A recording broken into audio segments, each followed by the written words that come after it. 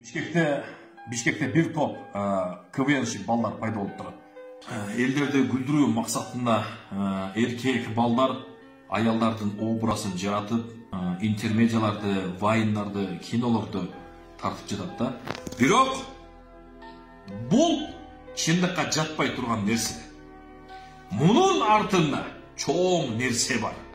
Мейлі актер қатары bir адам bir аялдың образын өмір бойы жашоосуна бир эле жолу аткарып койсо болот. Жол болсо 10 жылда бир эле ошондой кино тартылса болот. Буну түшүнсө болот. А бирок Бишкектеги КВНшік балдарды кандай кабыл алабыз? Ар базар күнү алар ушинтип аялдардын ролун ойноп, аялдардын образын жаратып, аялдардын юбкасына кирип алып, аялдардын кофталарын кийип алып, алардын ар бир рол күн сайын жаңадан рол жаратканына кандай дейбиз? Атайын жасап жаткан жокпу? Балким ушулардын артында непошниктер жокпу? Алардагы ЛГБТнын балким активный мүчөлөрүнө кошулбайбы? Алардын лидерлери алардын ушул жол менен пайдаланып жаткандыр. Силер тамаша көй жигиттерсиңер. Силер баягындай приколисттиңер. Силерге боло берет. Силер элдерди күлдүрмүш болуп туруп, аялдын образына кирип, күнүгө ар нерселерди тартып, коомчулукка тарата бергилер. Силерди көрүп, адамдардын аң сезиминде бир мындай жөнөкөйлүк пайда болот дагы, алардын көздөрү канып калат. Биринчиден көз канат. Эркектин аялча кийингенин көрүп турупчу. Көз кангандан кийин мээге орношо баштайт. Багындай, найли. Боло берет да, жөнүн аткарып атат да дегенчи. Ушундай грамотный жол менен эртең бүтүндөй адамдар көчөдөгү аялча кийинген эркектерди көрсө дагы таасирленбей калат. Анткени эмне?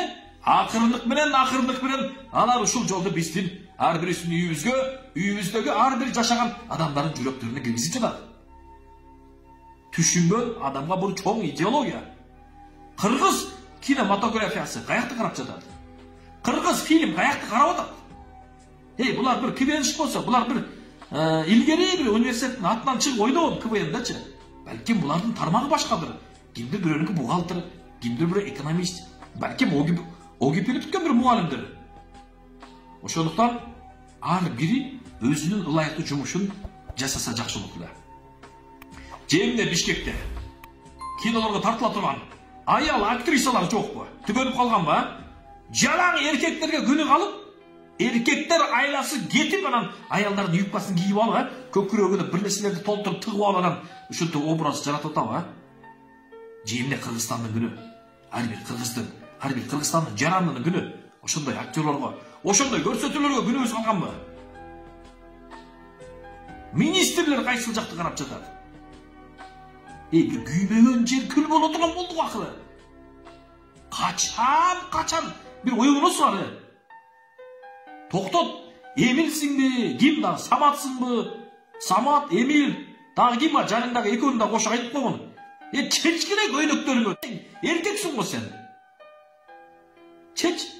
Эркек эркектей жашап, эркек эркектей өлгөн жакшы. А сен ошо юбканы кийип алып анан шиштака менен кетип баратан өлүп калсаң болот. Эртең кыяматта эмне деп жооп бересиң? Кыямат мындай турсун. Акырет мындай турсун. Кабырдагы сурапты сен кантип бересиң? Эркек болуп, шын кийип жаралгандан кийин шым эле кийип жүрө бер. Берип кой ошол аялдардын образын ойной турган аялдардын өздөрүнө. Толтура деген кыз келин бар, ушундай ролдорду ойнойм деп кызыккан. Бер ошолорго. Али туруп катын ролун ойнойсуңар, али туруп келин ролун ойнойсуңар, али туруп алжыган бир жин аялдын ролун ойнойсуңар. Уят деген нерсе барбы? Мухаммед Кыргыздын урпактары, Шаттан Баатырдын урпактарысыңар. Жок дегенде Баатыр ата бабаларыбыздын рухтарын чыркыратпайлы? Эгер бардыгыбызга баары бир болуп, ушул төртөөнүн ойногонун көрүп деп капкырып отура турган болсок, анда биз мамлекетти жоготобуз. Бетиңерди чаптап, аялча кийинип, аялча басып, аялча ойлонуп, аялдардын үнүнө окшоштуруп сүйлөп, аялдардын жашоосун туурап, жашак чекти. Өлүлө калган артык эмеспи? Мындан ары сен гуля болосуң, мындан ары сен Mimoza боласың, мындан ары сен Гүлнара боласың, мындан ары сен Асел боласың, Гаухар боласың, Жемчуг боласың десе, пошел дейтілер. Пошел. Ошо миллиондорун ал дагы, артыңа бурул дагы, оны көрүп турган эшиктен чыгып кет дейтилер. Мүмкүн болсо, эшиктин артынан бекердек жаап кой дейтилер. Пошел демекчи.